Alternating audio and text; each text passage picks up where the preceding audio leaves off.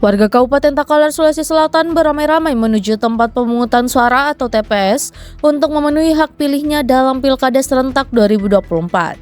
Salah satunya di TPS 001 lingkungan Salaka, Kelurahan Salaka, Kecamatan Patalasang yang terletak di gedung Sekolah Dasar Salaka. Ratusan warga datang sejak pagi untuk memilih dalam pemilihan gubernur dan wakil gubernur Sulawesi Selatan serta bupati dan wakil bupati Takalar. Para pemilih tampak tertib dan antusias menunggu giliran untuk mencoblos sesuai pilihan hati nurani mereka. Satriani Reski, Ketua KPPS 04, menyatakan bahwa sejak pagi hari TPS 001 sudah dibuka dan warga mulai berdatangan. Meskipun sempat terjadi antrian, proses pemungutan suara berlangsung lancar dan tertib.